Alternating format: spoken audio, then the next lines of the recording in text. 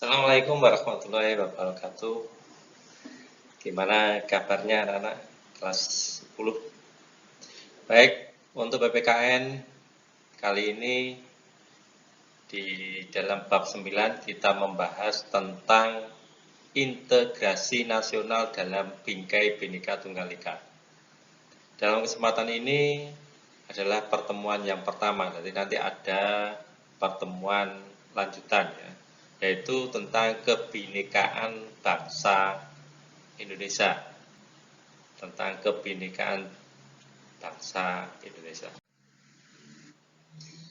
Baik, sebelumnya silakan disiapkan dulu alat tulisnya ya, dan catat apa nanti yang perlu dicatat.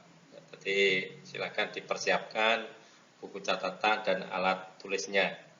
Sebagai bahan keaktifan, kalian bisa absensi di kolom komentar ya, tulis nama, nomor absen, dan kelas di kolom komentar.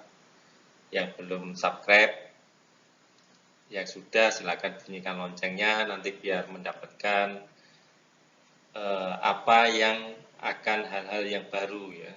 Jadi nanti setiap saya upload, kalian mendapatkan informasi yang baru kalau diloncengkan ya. Di dalam pertemuan kali ini, tujuan pembelajaran adalah setelah mempelajari pembelajaran hari ini, setelah kalian mengikuti, diharapkan yang pertama, siswa mampu membangun nilai-nilai toleransi dan damai yang membentuk komitmen integrasi nasional dalam bingkai Bhinneka Tunggal Ika. Yang kedua, siswa mampu mengidentifikasi kebinekaan bangsa Indonesia.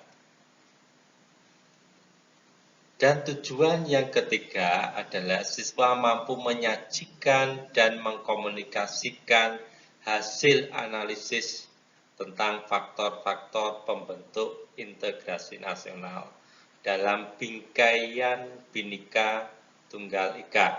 Jadi nanti ada 3 tujuan pembelajaran ya. Baik, langsung aja kita memulai pertemuan kali ini, yaitu yang pertama tentang makna Bhinneka Tunggal Ika. Tentunya kalian di kelas-kelas sebelumnya, yaitu di SMP atau SD, sudah mengetahui tentang makna Bhinneka Tunggal Ika, yaitu semboyan bagi bangsa Indonesia. Jadi Bhinneka Tunggal Ika itu adalah semboyan bangsa Indonesia, yang artinya walaupun berbeda-beda, tetap satu jua. Jadi berbeda-beda tetap satu jua. Dan semboyan ini menekankan pentingnya persatuan dan kesatuan bangsa Indonesia. Jadi yang ditekankan itu adalah persatuan dan kesatuan bangsa Indonesia. Di tengah keberagaman suku, bangsa, ras, golongan, perbedaan itu tidak bisa kita rubah dan hindari. Jadi di Indonesia itu suku, ras, bangsa luar biasa banyaknya ya. Oleh sebab itu pentingnya sikap toleran serta saling menghormati, ini yang pentingnya. Jadi kita sangat penting sekali tentang toleransi dan saling menghormati, itu sangat penting. Untuk apa ya? Untuk persatuan dan kesatuan. Kalau kita lihat, umpama kita tidak memiliki prinsip Bhinneka Tunggal Ika yang kuat, Indonesia yang banyak sekali beragam-ragam kebudayaan nanti tidak bisa sinkron. Ini alat pemersatu bangsa ya. Jadi alat pemersatu bangsa itu selain Bhinneka Tunggal Ika, ada lagi alat pemersatu bangsa. Yang diantaranya yang pertama adalah Pancasila. Pancasila itu adalah dasar negara ya. Itu merupakan alat pemersatu bangsa. Yang kedua Bhinneka Tunggal Ika. Yang kedua adalah bendera merah putih, yaitu bendera kebangsaan. Itu juga merupakan alat pemersatu bangsa. Lalu bahasa Indonesia sebagai bahasa nasional. Jadi kalau kita misalkan ke Papua, ke Aceh, ke Maluku, semua sudah bisa bahasa Indonesia. Akhirnya kita tidak ada masalah ya. Jadi bahasanya sama, bahasa nasionalnya. Lalu ada burung Garuda sebagai lambang negara. Itu juga merupakan alat pemersatu kita. Lalu lagu kebangsaan Indonesia Raya. Jadi semua sama, lagu kebangsaannya adalah sama Indonesia Raya. Lalu lagu-lagu perjuangan yang mencerminkan persatuan dan kesatuan bangsa. Jadi banyak sekali lagu-lagu perjuangan kita. Tapi yang mencerminkan persatuan dan kesatuan bangsa itu juga merupakan alat pemersatu nasional kita. Kita lanjutkan tentang Bhinneka Tunggal Ika. Jadi Bhinneka Tunggal Ika itu dibahas di dalam terutama sila ketiga tentang persatuan Indonesia. Itu merupakan bentuk operasionalisasi. Jadi sila ketiga ini adalah merupakan bentuk operasionalisasi atau perwujudan semboyan Bhinneka Tunggal Ika. Jadi perbedaan yang ada di Indonesia hendaknya menjadi kekayaan dan kekuatan bangsa. Perbedaan-perbedaan tadi merupakan kekayaan dan kekuatan bangsa. Kita perlu menyadari, kemudian memahaminya sebagai sesuatu yang tidak bisa diubah. Dan dihindari yang pada akhirnya mendorong kita untuk bersikap toleran kepada perbedaan itu. Tanpa sikap-sikap itu, tanpa sikap-sikap toleran tersebut, kita mudah terpisah-pisah yang berakibat sulitnya kita maju dan berkembang sebagai bangsa. Jadi kalau tidak punya sikap toleran, maka kita mudah terpecah-pecah. Jadi nilai-nilai Bhinneka Tunggal Ika perlu diaktualisasi dalam kehidupan sehari-hari. Juga dalam kehidupan berbangsa dan bernegara. Jadi perlunya kita mengaktualisasikan di dalam kehidupan sehari-hari. Tidak hanya kita bisa memahami, tidak hanya kita bisa membaca, mengerti, tapi mengaktualisasi ini yang perlu. Karena apa?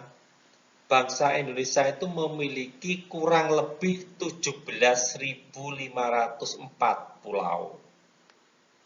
Dan 1.340 suku bangsa. Loh, luar biasa. 1.340 suku bangsa. Dan memiliki 546 bahasa, kebudayaan, kepercayaan, serta agama yang berbeda. Luar biasa. Kalau begitu ya, begitu besarnya bahasa, kebudayaan, kepercayaan. Kalau tidak ada sikap toleransi, ini tidak bisa Indonesia bersatu kayak sekarang ini. Makanya yang menjadikan kuat itu adalah perbedaan. Tapi kalau dipakai sebagai, bukan sebagai perbedaan, bukan sebagai perpecahan, sebagai persatuan, bisa memperkokoh, memperkaya bangsa Indonesia. Sekarang aktualisasi nilai-nilai Bhinneka Tunggal Ika. Kita aktualisasi ya di dalam kehidupan kita. Yang pertama di bidang politik. Jadi di bidang politik ini saat pemilu. Jadi saat pemilu itu setiap warga negara itu memiliki hak suara. Semua memiliki hak suara, termasuk juga yang disabilitas untuk menggunakan hak suara. Jadi disabilitas pun dihargai, boleh menggunakan hak suaranya di dalam pemilu. Lalu yang kedua, kuota keterwakilan perempuan. Jadi perempuan juga diberikan kuota perwakilan. Dalam lembaga legislatif kita, perempuan itu diberi 30%. Ditetapkan dalam undang-undang, luar biasa. Jadi wakil-wakil perempuan kita, Indonesia juga punya di parlemen sejumlah 30% yang ada. Walaupun berbeda partai politik, setiap anggota DPR harus mendahulukan kepentingan bangsa ketika memutuskan sebuah kebijakan dan membuat undang-undang. Jadi pembuatan undang-undang itu bukan berorientasi kepada partai politik tertentu ya, walaupun dia mayoritas misalnya. Tetapi haruslah mengedepankan tentang kepentingan masyarakat, kepentingan bangsa ini yang nomor satunya. Saya lanjut yang kedua ya, yaitu di bidang hukum dan pemerintahan. Jadi di bidang hukum dan pemerintahan itu seorang presiden ataupun kepala daerah harus dapat mengakomodasi kepentingan rakyatnya tanpa membedakan suku, agama, dan status sosial. Jadi kesimpulannya yang bisa jadi presiden itu siapa? Ya bukan hanya dari Jawa, dari Kalimantan, Papua, Aceh, boleh dan bisa menjadi presiden dan harus tidak bersifat kedaerahan. Jadi dia harus memikirkan seluruh warga Indonesia. Lalu yang kedua, para penegak hukum seperti polisi, pengacara, jaksa, dan hakim itu harus bersifat objektif dan tidak melakukan sebuah diskriminasi kepada semua pelanggar hukum. Jadi ini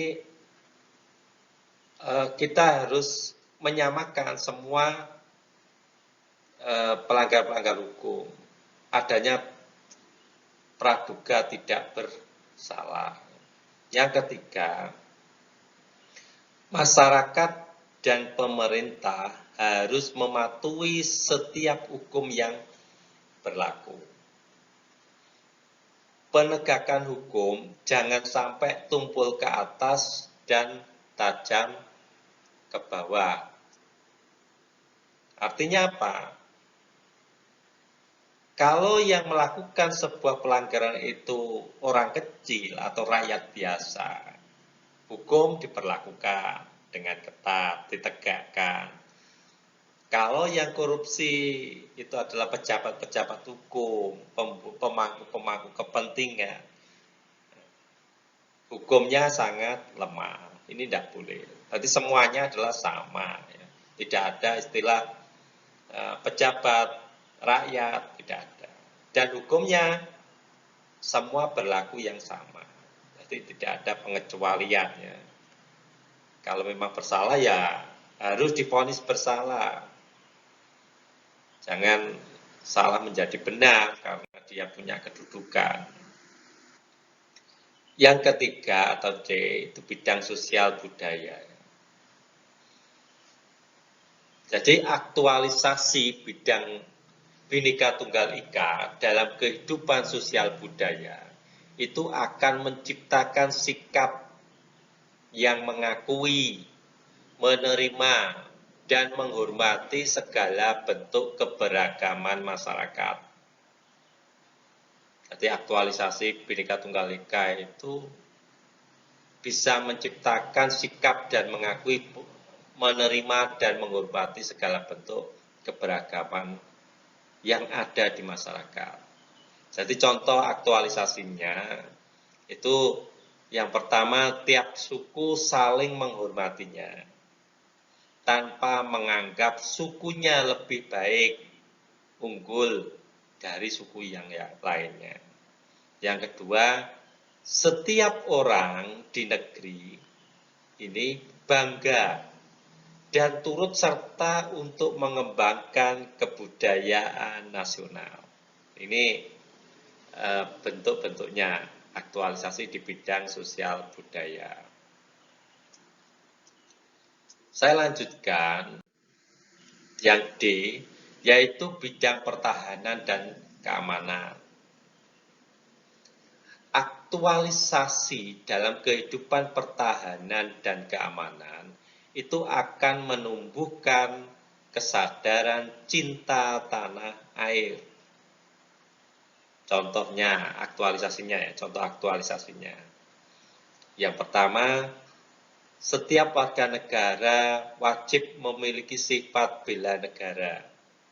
Baik negara dalam kondisi yang terancam maupun dalam kondisi yang aman, damai kayak sekarang ini ya. Jadi setiap warga negara bela negara. Bela negara bentuknya gimana? Ya sesuai dengan kemampuan kita, sesuai dengan bidang kita. Ini bela negaranya.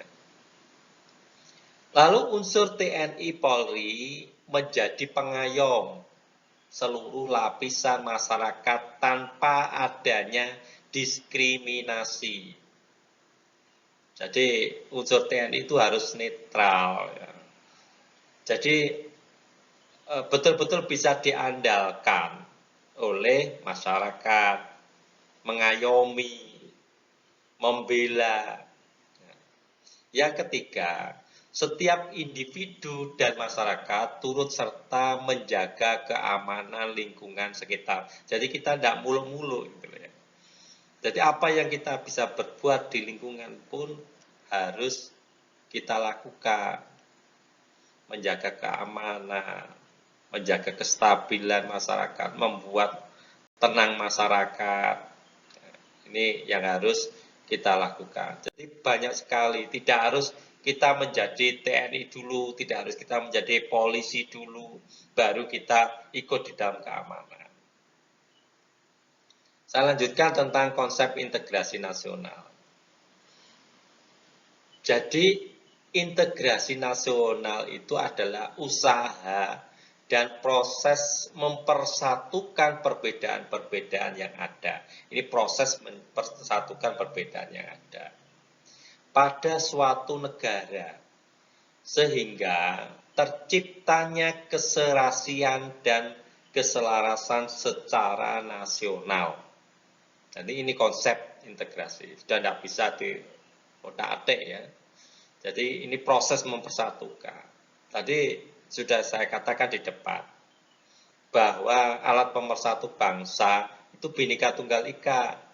Tapi ada lagi alat pemersatu seperti tadi ya, bendera nasional, lalu bahasa nasional, lagu kebangsaan, lambang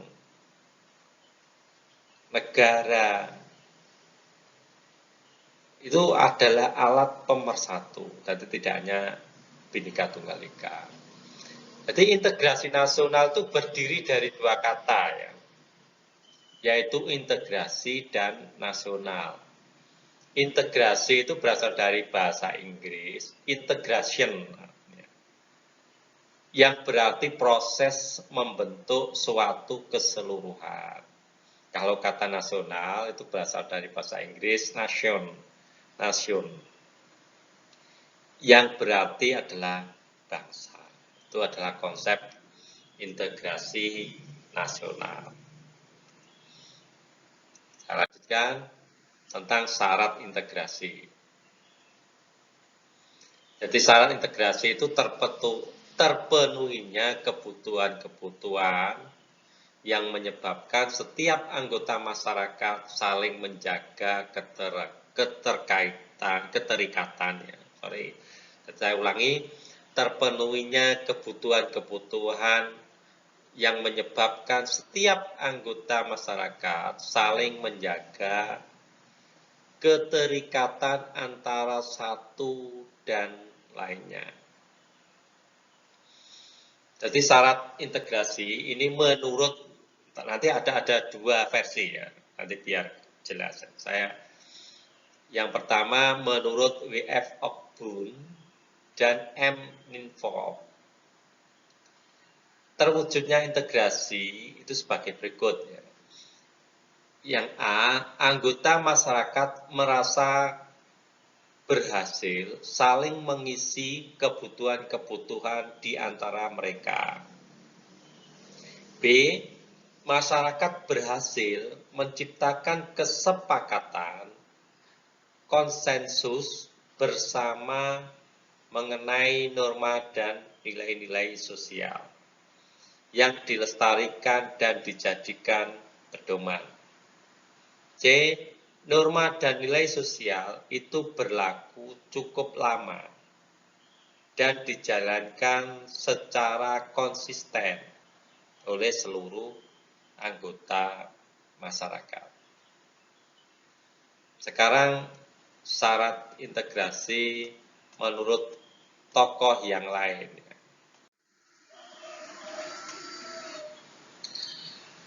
Yaitu menurut Sunyoto Usman, bahwa suatu kelompok masyarakat itu dapat berintegrasi apabila memiliki 3 faktor. Yaitu A, adanya konsensus kesepakatan terhadap nilai-nilai masyarakat yang bersifat mendasar atau fundamental.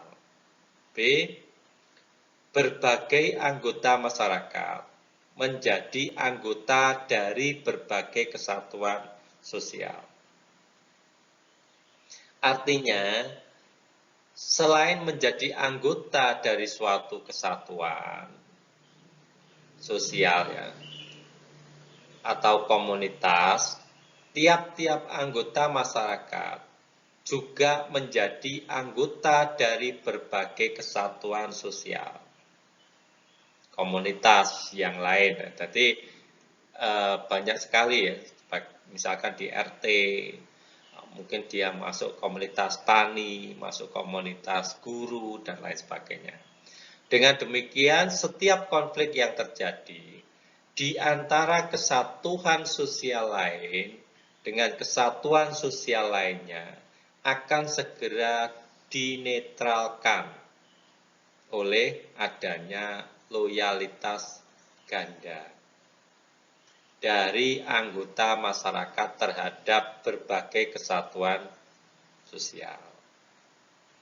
Ini dampaknya. Saya lanjutkan.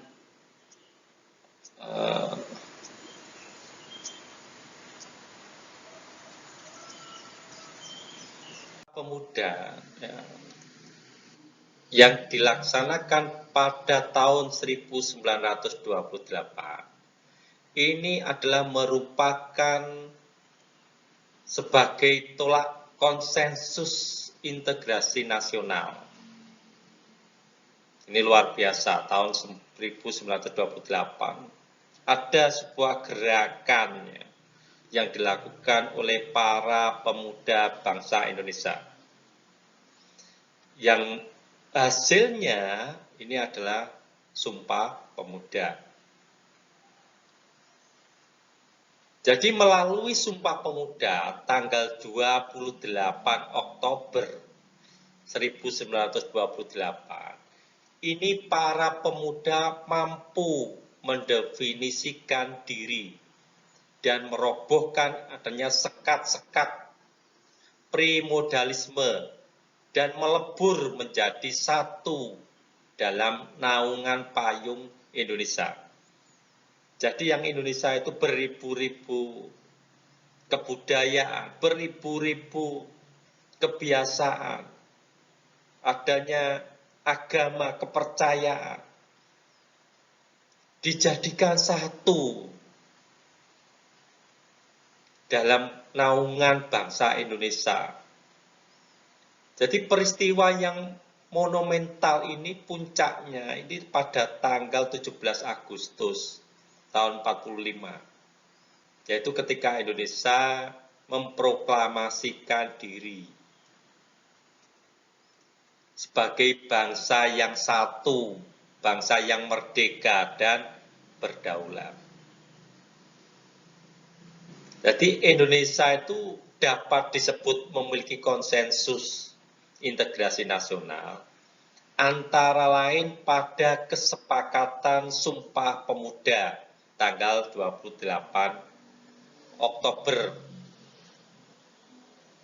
yang kehendak dan keputusan untuk menjadi bangsa yang satu, tanah air yang satu, bahasa yang satu, tanpa adanya embel-embel suku, agama, ras, dan golongan atau sara yang telah dikumandangkan para pemuda pada tanggal 28 Oktober tahun 1928.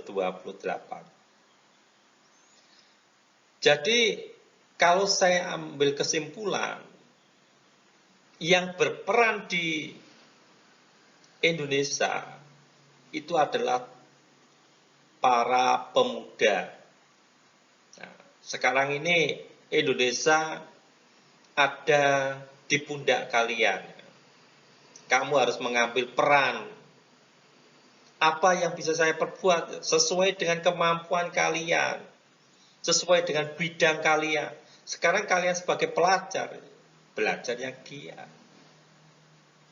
berkarir di bidangnya masing-masing, biar bisa mengangkat nama bangsa Indonesia. Pergunakan masa mudamu ya dengan hal-hal yang positif, yang baik.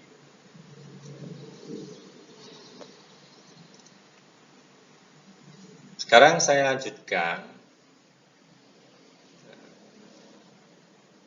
Dari uraian-uraian saya tadi, kalau ada yang kurang dimengerti, silakan ditulis di kolom komentar, ditanyakan. Ya. Untuk menjawab pertanyaan di bawah ini, kalian bisa menengok lagi ke atas, ya. Silakan dilihat. Saya akhiri, semoga pembelajaran hari ini bisa bermanfaat dan barokah untuk kalian semua. Semoga kalian tercapai cita-cita kalian, apa yang akan kalian raih bisa tercapai. Wabillahi taufiq wal hidayah. Wassalamualaikum warahmatullahi wabarakatuh.